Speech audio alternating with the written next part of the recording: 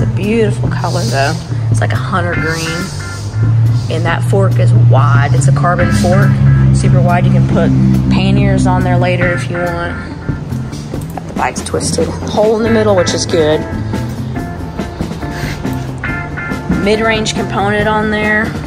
Super sweet. I think it's gonna be like a 7-speed. Let me check real quick. We got, hold up. The indicator's real smooth. People sometimes wanna know like what gear that they're in, but not be all goofy looking. That's nice. I'll show you a goofy one over here. Let me roll it over here for you.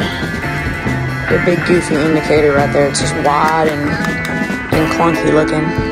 These dual sports are coming with huge tires on here. And so you can really, you don't have to put like probably a bunch of pressure in because it's a smaller volume tire. All right, I'm gonna go take this one for a test ride.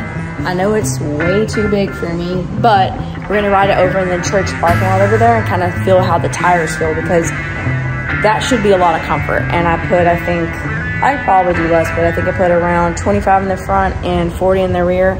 I think I probably need to lower that. That way it'd be more supple. You can actually feel like the power to the pavement, which that's what you want when you're trying to ride on the road. You don't want to be like bouncing up and down or anything. So it does feel like really rigid. This retails around $1,000.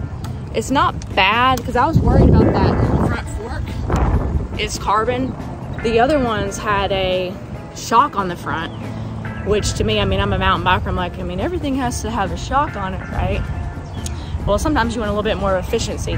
That carbon will actually take out that vibration in the road also. So it does have a hydraulic disc brake on there, which is good, and a really nice palm grip. Nice palm grip. But if you're just gonna ride on the road, like only, then that might be good. But if you think that you're gonna ride like, say on a trail or something like that, I would just get like maybe a Marlin. They are less expensive. But this is definitely gonna be a little bit quicker to get to point A to point B if you're just riding on the road, because the gearing is a little bit different.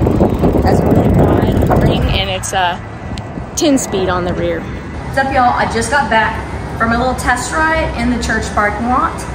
All right, this is the Dual Sport 3 aluminum carbon fork. Different, because last year it had a shock on it, and they still make it. They're phasing this one out, so it actually came with a shock on it, and it came with a gravel tire on there too. It's got like a little bit of a shock on it, so I was confused. And then they put like a bigger gravel tire on here. This is so much wider than what they used to have. And way wider tire. You can see them attack each other. And really when I felt it is when I was going on the actual road and they had like the chunk aggregate, so it basically took out some of that small vibration. So I was happy about that. It is a 10-speed back here, mid-range component Dior, nothing fancy. The main thing is that I was kind of like, well, $1,000. If you're gonna ride on the trail ever, I would recommend just getting like an intro mountain bike. Or when you're really wanting to mountain bike, getting you an electric bike with a bunch of squishiness on the front so you're really upright, and then you have a little bit of assistance. Or price point wise, you can get you a full suspension starting out at around $2,000, maybe $26,000. Some of them have cutouts where you can have a coil later, but this is the Marlin series, just something super intro if you're wanting to not spend, you know, over $1,000. They start out at $629 over here. Now there's a big difference as far as this is more efficient because there's like no flex. Like when you go over a curb, you're like, dum, dum. Well, if you're going to be riding on the road and you want some efficiency when you pedal, you don't want any of that flexy or bobbiness. All right, so that's the Dual Sport 3. Peace out, like and subscribe, and don't forget to always wear your front and rear blinkies. I was wearing this Velocis helmet on the test ride, and I noticed it actually fits snug. Like, I have a circuit helmet. I have a lot of helmets, but my circuit helmet like moves around a little bit, and you have to tighten the snot out of it. And then I noticed this actually has like a little, I guess that's the width of the helmet, which is kind of interesting.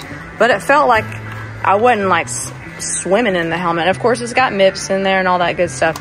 But this is going to be their more basic one. Doesn't have the carbon in the middle. They have like a higher end one that's around, I think, $300, but this is nice.